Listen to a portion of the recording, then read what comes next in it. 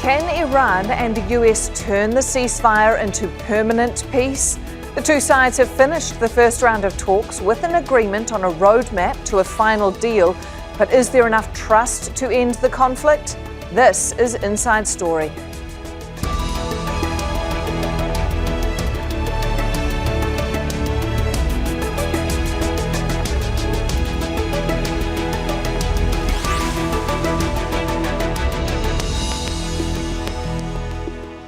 Hello, welcome to the program. I'm Anna Burns-Francis. Encouraging progress. That's the feeling from mediators after the first round of talks between Iran and the US concluded in Switzerland. Those direct discussions were held to implement the Memorandum of Understanding, and their focus will now turn to using that agreement to negotiate a lasting peace deal within the next 2 months. Despite the positive atmosphere, there are hurdles to reaching a final agreement on that timeline. For Iran, it's the conflict in Lebanon, and the US is insisting on strict limits for Iran's nuclear program. So, what would it take to overcome those challenges, and what concessions are the sides prepared to make to strike a deal? We'll discuss those issues with our guests in a moment, but first, this report by Dmitry Medvedenko. Peace is never easy. The words of US Vice President J.D. Vance. Peace always requires a little bit of work. It always requires a little bit of give and take. US and Iranian delegations, as well as mediators, Qatar and Pakistan, all gathered in Switzerland, off to a shaky start 2 days later than was initially planned, but hailing progress. What the president has asked us to do is turn over a new leaf, to transform our relationship with the people of Iran and to extend an outstretched hand. We've already made great progress over just the last few hours, and I expect that we'll make additional progress in the hours to come. They're trying to move towards a deal from the current Memorandum of Understanding, where the number one item is ending all hostilities, and that includes Israel's campaign in Lebanon. The issue of Lebanon received more emphasis than anything else. Naturally, if with regard to Lebanon, which is one of the principal fronts where the end of the war must be declared, if this does not happen, then the subsequent issues will certainly not be negotiated. Israel is not a signatory to the Memorandum of Understanding, and Prime Minister Benjamin Netanyahu has said Israeli forces would not be withdrawing from southern Lebanon. We will remain in the security zone in southern Lebanon for as long as necessary to protect the citizens of the north, whom we cherish, and all the citizens of the state. As Prime Minister of Israel, I insist on this firmly, and nothing will change it. With neither Israel nor Hezbollah being parties to these talks, the success of US-Iranian diplomacy largely depends on their ability to apply strong pressure on their political allies to end the conflict. This post by US President Donald Trump threatening to resume bombing Iran did not go over well. Tehran responded by announcing the closure of the Strait of Hormuz again. While ships were still passing through the strait, the exchange demonstrated that trust is fragile. The US is also insisting Iran will never have a nuclear weapon, but the fate of peaceful use of nuclear energy is still undecided. The sides will now be having technical talks in the months to come to discuss this, as well as other issues that will determine the fate of a final deal.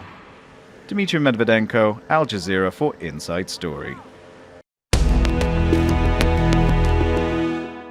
Let's bring in our guest to discuss this further. Joining us from Tehran is Mohammad Eslami. He is a research fellow at Tehran University. Kenneth Katzman is a senior fellow at the Soufan Centre. He's joining us from Miami. And in London is Zeidon Alkinani, the founding director at the Arab Perspectives Institute. A warm welcome to each of you and thank you for your time. Mr. Eslami, I'll start with you. Did you see any progress being made after this first round of talks? First of all, thank you so much for having me. I think that one of the main focus for the Iranian delegations in Switzerland was ensuring the security in Lebanon and also achieving some kind of economic achievements during the negotiations. I think that right now, what we are witnessing in Lebanon seems that the Iranians were successful in persuading the Americans to control the Israelis regarding respecting the ceasefire in Lebanon, and also what we are hearing right now in Tehran regarding the frozen assets and also waiving the sanctions on oil and gas products of the Iranians. It seems that the Iranians achieved some kind of achievement, some kind of success during their negotiations with the Americans. But however, I think we should be more patient because it's a marathon for the Iranians and Americans and also for the mediators, because there are lots of hard topics to be discussed in the upcoming days in the negotiations. Among them is the future of the Iranian nuclear program and also the future of managing the passage from the Strait of Hormuz that Iranians talked about it clearly that they don't want to go back to the situation before the war. They are thinking about a new kind of management for passing through the Strait of Hormuz. And also the same as every round of negotiations, we should be cautious regarding the Israelis' effort to sabotage any kind of negotiations and any kind of diplomatic settlement between the Iranians and Americans. Can I pick up on that, Mr. Katzman? Being cautious about efforts to sabotage things here. One of the issues raised by Iran's leadership and its negotiators has consistently been a lack of trust. But trust is earned and it's not bought. So what can the US do to give Iran that confidence that it can commit to a peaceful negotiation process? Well, thank you. Thank you for having me. It's very hard, this is a 5-decade conflict, basically. So it's very hard to build trust. Obviously, the Iranians do not forget that Mr. Trump left the 2015 nuclear deal, the JCPOA. They don't forget that Mr. Trump ordered the strike that killed Qasem Soleimani, the revered Quds Force, Revolutionary Guard Quds Force commander. Obviously, the June war, the strikes last year, Midnight Hammer, and now this war. So very, very difficult to build trust. I think the way to build, the U.S. will build trust is to show that when it makes a firm commitment, such as, let's say, unfreezing assets, that the U.S. follows through. The problem I have is that the Iranian side has linked tightly the Lebanon conflict to the U.S.-Iran issue. And that, in my view, is a mistake because the U.S. does not have control over Israel. The United States can influence Israel. Mr. Trump can certainly influence Netanyahu, but the United States does not control Israel. And so if the Iranian side insists on making this all about Lebanon and Israel, this peace process is not going to succeed, according to my analysis. Okay.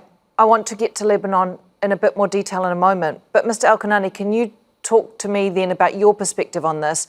If the US is in such a poor position to offer trust, what can the two sides then do together in such a short time frame when a requirement is a final deal to actually get that level of trust required? Well, the honest answer is not yet, but both sides have enough here to keep talking, right? The MOU is a ceasefire management tool as of now, based on many observations, and not really a trust-building exercise. It's a 14-point framework that extends the ceasefire and sets perhaps the stage for the talks, particularly the technical talks as we know of it today.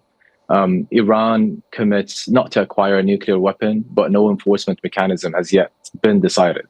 Now, these structural frameworks can be viewed through three structural trust problems that would stand out. Firstly, would be that Iran's hardliners, where we have to consider the internal diversities, are already undermining their own negotiators. You've got Tasnim News Agency, aligned with the IRGC, have warned the Foreign Minister Arakchi, who is putting some efforts into these talks, against going to Switzerland empty-handed, and said Iran had no obligation to keep the Strait of Hormuz open since the MOU had been violated in Lebanon. And then you've got Khamenei's authorization, which is conditional, because he approved the MOU, but stated that negotiations will not mean accepting the enemy's point of view, which is the US point of view in this case. And that framing tells you the ideological sailing here. But obviously, it can also be seen as an indirect pressure card being put here.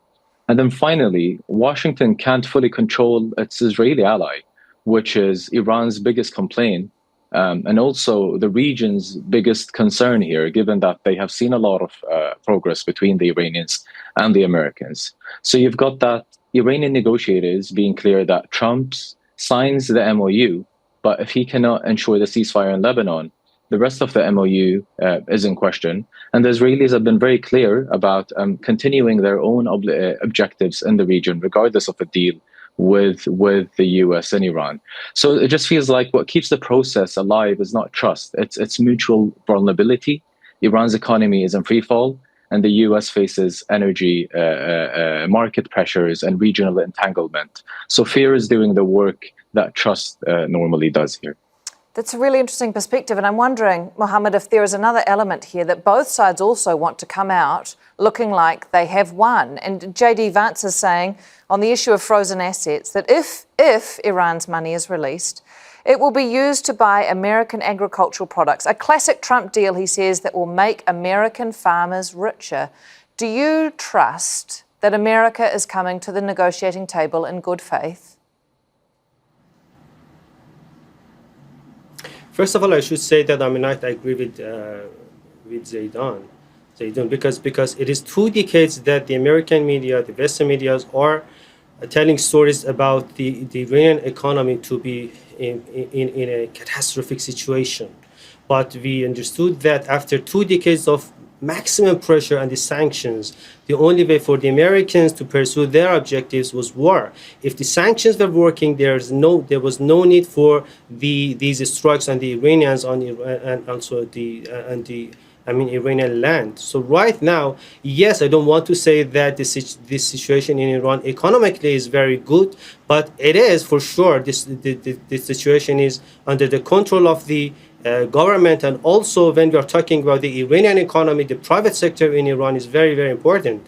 Right now, none of the companies, I'm talking about the private sector, need the American sanctions to be lifted. Right now, all the private sector and public sector have their own solutions for doing and for continuing a business with other international partners, other international companies, namely, for example, in UAE or in China or even the European companies, without the American sanctions to be lifted. So it is not about the Iranian economy.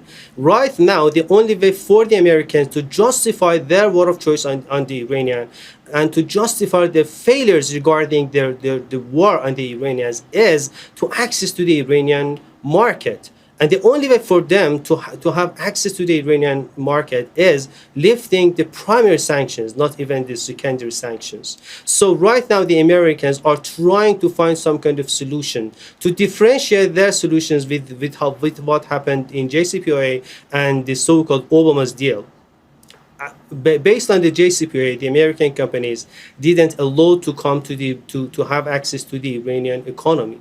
So right now, Donald Trump is thinking about some kind of creating solutions to give money to the Iranians, but in a different way. So right now, they have come up with some kind of solutions with the Qatar and Islamabad, some kind of sideline measurements, security and economically, with the collaboration of Islamabad and Doha, to pave the way for the Iranians to access their own money and also in a way that Donald Trump can frame it a different deal with what happened during the JCPOA. So right now, there's no question about the trust for the Iranians. Iranians cannot trust Donald Trump and his team because the last 2 wars started at the time of active negotiations with the Americans. So right now, the Iranians trust on the realities in the ground. The realities on the ground is the Strait of Hormuz. The realities on the ground is the Iranian resilience in terms of, economy and also their military power. And among them is the situation in Lebanon. The Americans right now understood now, without a ceasefire and without the Israelis going back to their borders, there's no deal in the future. Kenneth, just off that point there, the list that Mohammad has said are the most important issues for Iran, notably absent was the mention of nuclear. Now, that is obviously an important point for the US. So what do you think is going to prove to be the most difficult issue? Is it going to be the nuclear program, or is it going to be the conflict in Lebanon? Thank you for the question, Anna. They're both are very, very difficult issues. The nuclear issue, what's been informally agreed is very similar to what was agreed in 2015. Some differences. Mr. Trump, I think, is advertising that a restriction would continue permanently, not suspension permanently. That would be for a long period of time, but then thereafter, Iran would be limited to low levels of enrichment. So Mr. Trump is claiming, a lot of those issues have been indirectly resolved already, and don't take that much more maybe negotiating, although the details are very complicated and will need the technical talks that are starting today and continuing.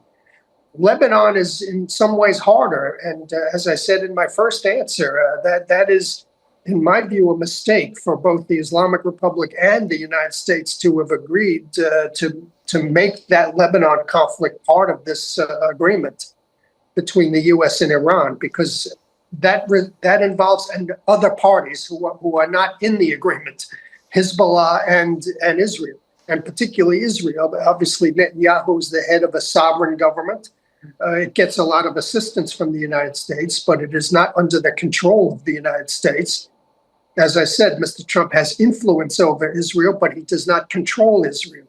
And so when you involve other parties, other groups, parties who are not part of this agreement, it becomes very difficult. And I'm wondering, maybe Iran didn't want this agreement in the first place. That's the only rationale I can come up with to figure out why Iran is demanding that Lebanon be central to this. I mean, I understand, obviously, Iran wants to protect Hezbollah, wants to keep the resistance culture, resistance ideology going, wants to continue to project power. But by involving the Lebanon theater in this, I think it's a recipe for the whole deal to collapse, because Netanyahu, as we see, is going to keep fighting Hezbollah. He is going to stay in South Lebanon until Hezbollah is disarmed. So there's really not an evident solution that I can see.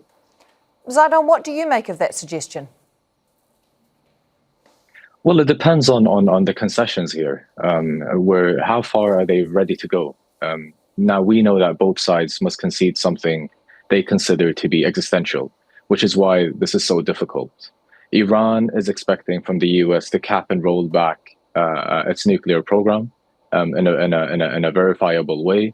The numbers here are alarming. You've got Iran's 60% enriched uranium stockpile. If further enriched, provides enough material for 9 nuclear weapons, which is producible at a rate of 1 every 25 days with a single cascade.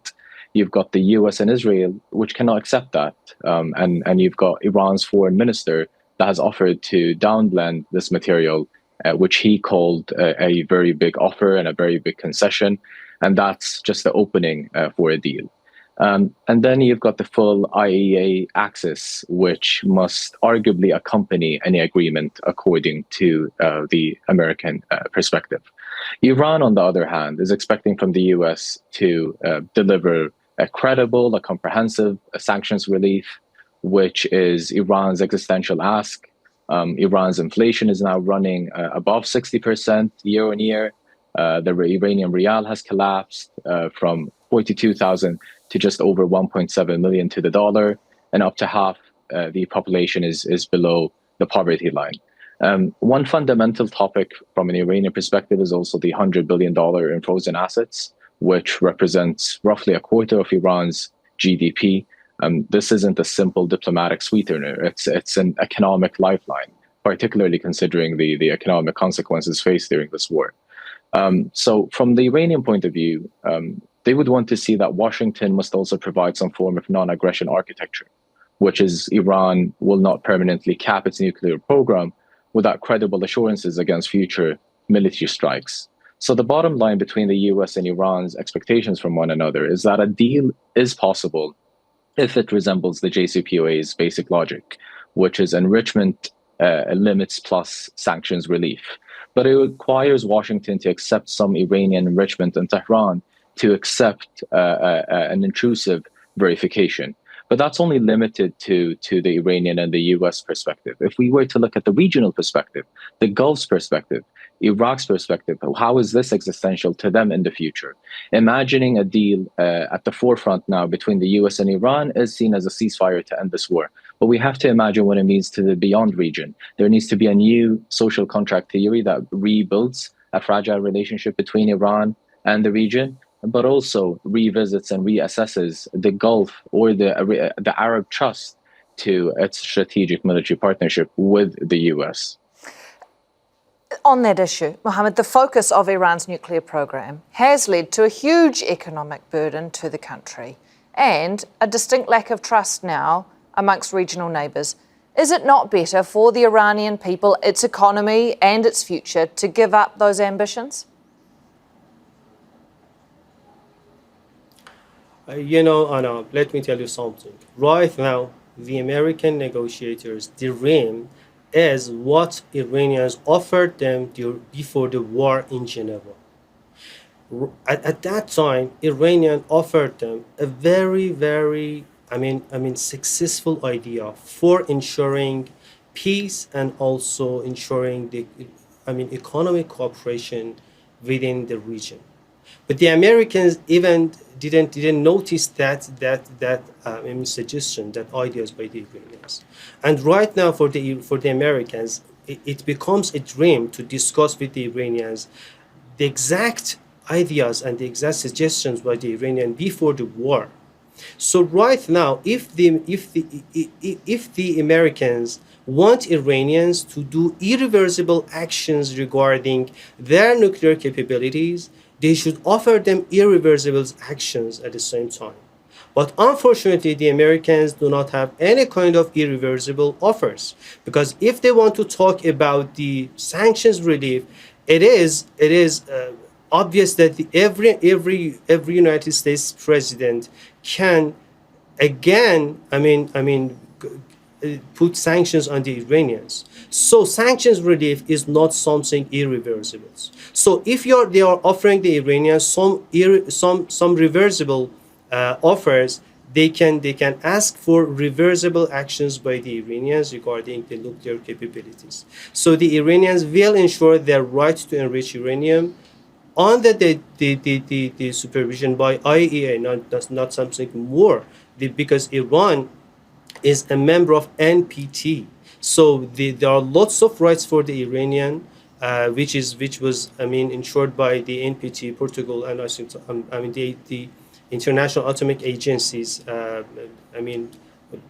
rules. So right now, if the Americans want to insist something more, it means that they are not thinking about the realities. And also about the Lebanon, I should say that if the Americans want to sacrifice the interest of the so-called American allies in the region, if they want to sacrifice the deal in their hand, the agreement in their hand, for the interest of the genocidal regime in Israel, it is up to them. It is not the Iranians' responsibility. It is the responsibility of the Americans to control their allies, the most important of their allies in the region, which is Israel. All right.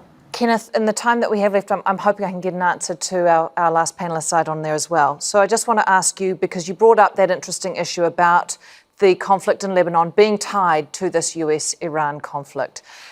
JD Vance has said these things are always a little bit messy. And I'm wondering if that looks like an effort to downplay the importance of that conflict in resolving this wider issue in the Middle East.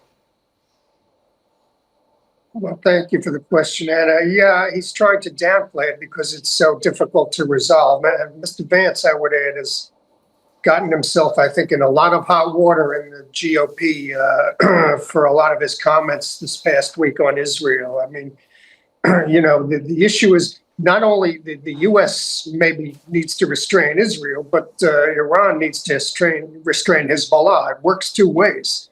Remember, Hezbollah does not make decisions on behalf of Lebanon. Hezbollah is one faction in Lebanon. That's been the problem for 40 years.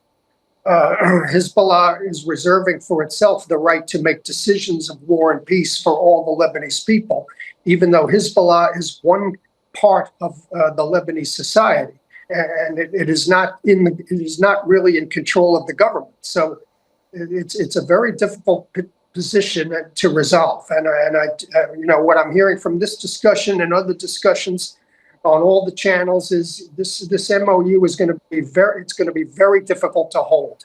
It's going to be we could very well be in a no war, no peace situation with no real final accord ever reached. And I would attribute that to Iran's insistence that the ceasefire, this peace agreement, apply to Lebanon. All the other issues, it seems to me, are soluble. All the other issues are doable. They were resolved in the JCPOA. They can be resolved now. Sanctions relief, obviously, the nuclear, etc. All right, Zeidon, I want to come to you for some final thoughts then, because Lebanese politics, Hezbollah does have a significant role and influence there. Even if not officially elected in there is influence within that political circle. So the next round of talks between Lebanon and Israel are on Tuesday. Do you see anything that will immediately influence the outcome of the US and Iranian negotiations? Well, these talks seems to be connected, but also disconnected in one way or another. When it comes to the US-Iran talks, Israel wants to ensure that it makes it very clear to Washington that it wants to continue its regional objectives in Lebanon, which is connected to its wider regional objectives beyond Lebanon, as well, as it would notice for the past 8 decades. In terms of the direct talks between the Israelis and the Lebanese government, which is trying to find a way to create a division within the Lebanese political landscape. Now, even many politicians and activists and researchers and journalists in Lebanon that do disagree with Hezbollah's domestic politics in Lebanon do refuse and do find it very alarming that the Lebanese government has accepted to get into talks with the Israelis, as the Israelis determine who should be in those talks from the Lebanese side, and while simultaneously the Israelis are continuing to conduct their military intervention and military aggression towards Lebanon. It's very difficult to believe that a potential peace deal between the Lebanese government and the Israeli government would translate into limiting and ending Israeli military aggression in Lebanon and ending Israeli military expansionist objectives and ambitions in Lebanon, but even in the beyond region. Thank you very much. Zeidon Alkinani, Founding Director at the Arab Perspectives Institute, Kenneth Katzman from the Soufan Centre, and Mohammad Eslami from Tehran University. Thank you for joining us. And thank you too for watching. You can see the program again anytime by visiting our website, aljazeera.com. And for further discussion, go to our Facebook page. That's facebook.com/AJ Inside Story. You can also join the conversation on X. Our handle is @AJ Inside Story. For now, that's it from me, Anna Burns-Francis, and the team here. Al Jazeera's coverage continues in a moment. Stay tuned.